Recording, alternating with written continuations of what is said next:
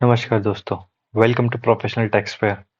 तो आज अपन देखेंगे कि अपने इनकम टैक्स में अमेंडमेंट्स हुआ है सेक्शन 43B, जो कि बात करता है एमएसएमई पेमेंट्स के। तो ये काफ़ी इम्पोर्टेंट मुद्दा रह रहा है, तो इस पे अपन को अच्छे से अपन डिटेल में अपन जो चीज़ें अपन सारी चीज़ें पढ़ेंगे। तो सबसे पहले ये चीज़ है कि एप्लीकेबल कौन से ईयर में है। तो अभी अपने जो करंट फाइनेंशियल ईयर है वो है 23-24। तो ये उसके लिए एप्लीकेबल है ये चीज़। असेसमेंट है 24-25, जो कि अपन अब नेक्स्ट ईयर उसकी आईटीआर वगैरह ऑडिट्स वगैरह सब चीज़ करेंगे। तो ये मेनली जो एप्लीकेबल है वो किसके लिए है। ये जो एमएसएमई पेमेंट की जो इतना पूरा रूल्स रेगुलेशन है वो है माइक्रो और small enterprises who are registered under MSME Act 2006। तो ये जो मीडियम एंटरप्राइजेस के लिए नहीं है। तो अब आप पूछेंगे माइक्रो और स्मॉल एंटरप्राइजेस क्या होती हैं, वो अपन आगे देखते हैं। तो अब जैसे अपन ये मैंने एफएक्यूज लिए हैं इसके, जिससे आपको इसमें पूरी पूरी क्लैरिटी आ जाएगी। इसके अलावा और भी कोई डाउट होगा तो आप कमेंट्स में पूछिए, I am ready to help you.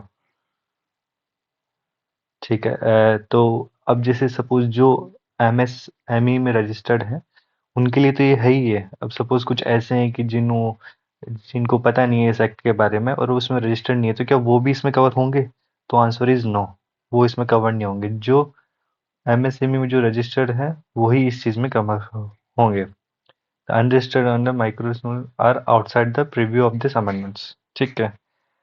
अब सेकंड क्वेश्चन आता है कि इसमें नॉर्मली जो मैन्युफैक्चर्ड जो लोग होते हैं वो इसमें कवर्ड होते हैं, ट्रेडर इसमें कवर्ड नहीं होते। ओके। तो जैसे इसमें आता है कि अब जैसे एमएसएमई एक्ट में ट्रेडर्स भी रजिस्ट्रेशन ले सकते हैं, बट उसके ऊपर क्लेरिफिकेशन आया है कि वो रजिस्ट्रेशन ले सकते हैं for the benefit of private sector lending only. तो ये जो अदर बेनिफिट है जो अपन देते हैं एमएसएमई को, वो उनके लिए एप्लीकेबल नहीं होंगे। तो ये जो भी अमेंडमेंट है ये ट्रेडर पे नहीं लगेगा। तो अगर आप ट्रेडर से कोई भी सामान परचेज वगैरह कर रहे हैं तो आपको टेंशन लेने की जरूरत नहीं है इस चीज़ में। नाउ कम्स कि what is micro and small enterprises, क्या होते हैं ये।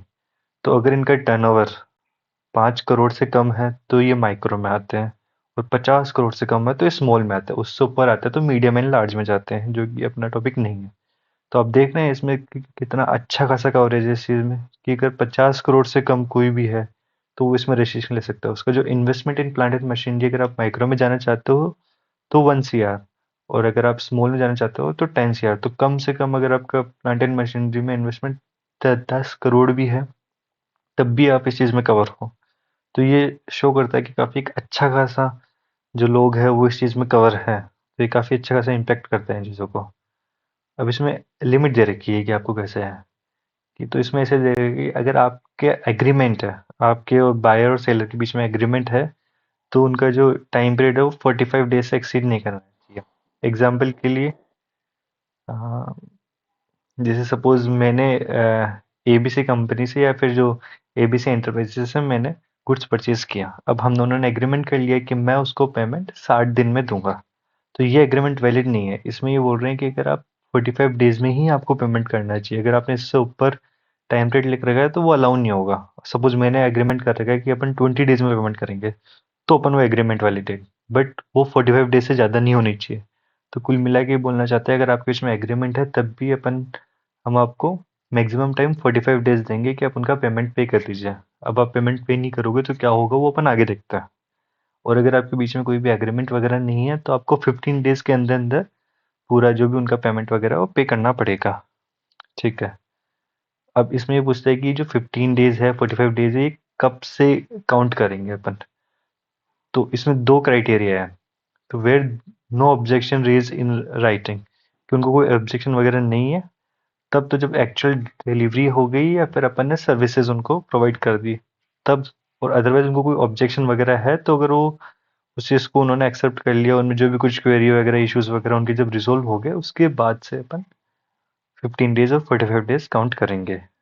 तो अब बात ये आती है अगर आपने उनको पेमेंट नहीं दिया, कि आपके बीच में कोई एग्रीमेंट नहीं है और 15 डेज से ज़्यादा हो गए, तो इस केस में क्या होगा, जो आपका एक्सपेंसेस है वो अलाउ नहीं होगा। सपोज एग्जाम्पल के लिए कि अपन ने गुड्स परचेज करे एबीसी एंटरप्राइजेस से 20 लाख के, और अपन अभी करें 31 मार्च 2024 को, और अपन ने अभी तक उसको पेमेंट नहीं दिया और उसके जो डेज है वो 20 डेज हो गए, मतलब अबाउ 15 डेज, और कोई एग्रीमेंट वगैरह नहीं है।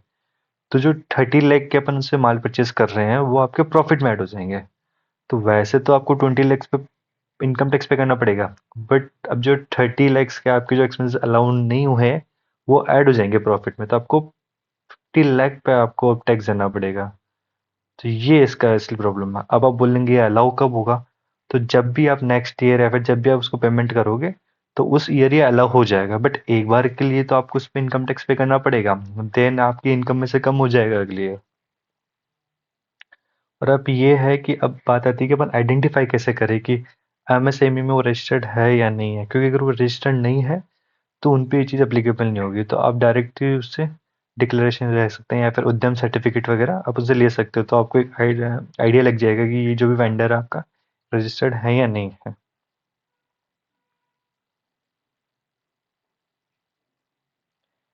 अभी बात करते हैं, ये मोस्टली जो बात करता है ये रेवेन्यू एक्सपेंडिचर जो आप डे टू डे ऑपरेशन में या फिर जो इनमें करते हैं, क्योंकि वो ही आपके एक्सपेंसेस अलाउ नहीं होंगे।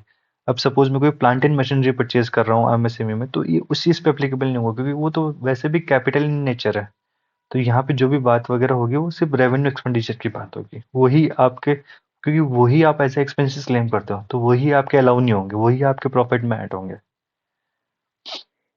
और अब जैसे बात आती है कि रिटर्न एग्रीमेंट, तो ऐसा कोई स्पेसिफाई नहीं है एक्ट में रिटर्न एग्रीमेंट क्या है क्या नहीं है। आप सिंपली अगर उसको लिख के दे दोगे तब भी वो एग्रीमेंट माना जाएगा कि पेमेंट आपको इतने दिनों में देना है, सिंपल, या फिर आप इनवॉइस में या फिर आप कोई अलग से डॉक्यूमेंट वगैरह में। तो वो चीज़ है। अब ये आती है कि ये जो प्रोविजन वगैरह है ये 44 AD जो प्रिजम्पटिव बेसिस में जो इनकम टैक्स रिटर्न वगैरह भरती है उन पे एप्लीकेबल है या नहीं है।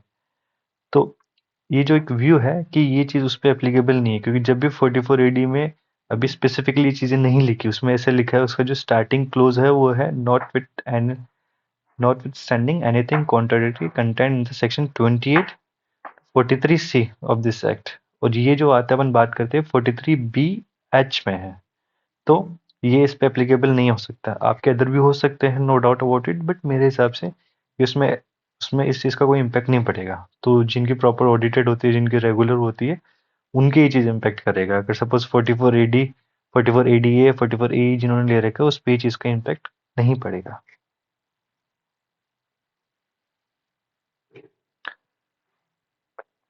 तो ये आपको इसमें आपको इतना समझ में आ गया कि जब तक उसमें अगर आप पेमेंट नहीं करोगे जो टाइम ड्यूरेशन दे रखी है तो आपकी वो इनकम में ऐड हो जाएगा, और जब भी आप पेमेंट करोगे तब वो आपको अलाउ हो जाएगा।